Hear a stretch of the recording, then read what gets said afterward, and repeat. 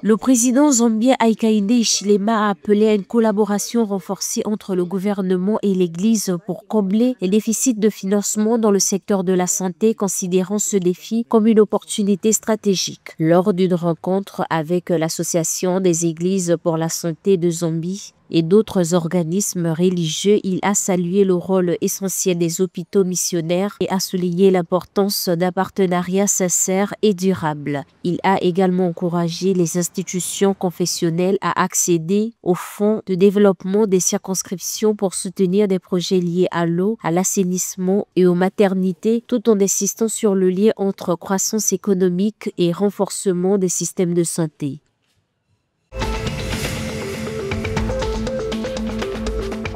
En 2024, les échanges commerciaux entre le Mozambique et la Chine ont atteint 5,18 milliards de dollars, portés par des projets dans les secteurs de l'ingénierie, de l'agriculture, de la santé et de l'éducation.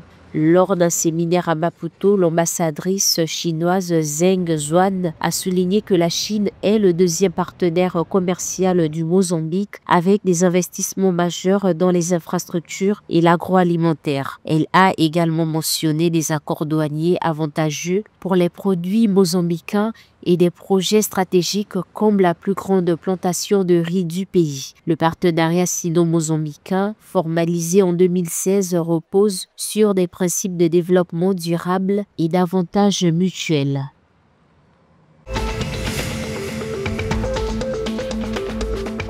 Le gouvernement zimbabwéen a annoncé jeudi 4 septembre 2025 que le projet de loi sur le régime national d'assurance maladie est finalisé et devrait être adopté d'ici la fin de l'année. Après des années de consultation, ce système vise à offrir une couverture inclusive, mieux financée et alignée sur les meilleures pratiques internationales. Le ministre de la Santé, Douglas Mombeshora, a souligné les avancées significatives du projet conçu pour améliorer l'accès aux soins et les résultats de santé pour la population. Le secteur privé a accueilli favorablement le projet de régime national d'assurance maladie, estimant qu'il pourrait grandement améliorer l'accès aux soins, notamment pour la majorité des Zimbabwéens actuellement non assurés.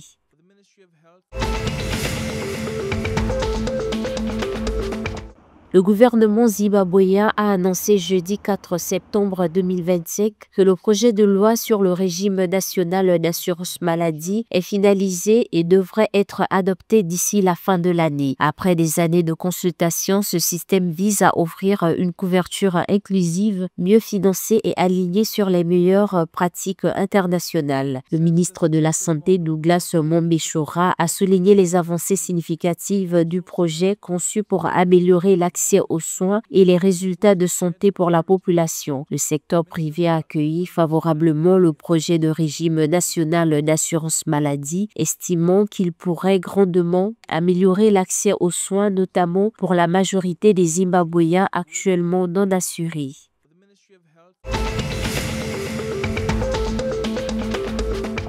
L'équipe nationale féminine de football du Malawi a ravivé l'espoir avant les éliminatoires de la COSAFA et des éliminatoires de la Coupe d'Afrique des Nations féminines grâce à une récente victoire en match amical 3-0 contre le Lesotho à Blantyre. Asimei Chiwaka s'est illustré avec un triplé. Le sponsor principal, la National Bank of Malawi, s'est félicité des performances, soulignant le potentiel de l'équipe et l'impact positif du championnat national. L'entraîneur Lovemore Fasili a salué ce match comme crucial pour renforcer la cohésion entre joueuses expérimentées et nouvelles recrues avant les grandes compétitions.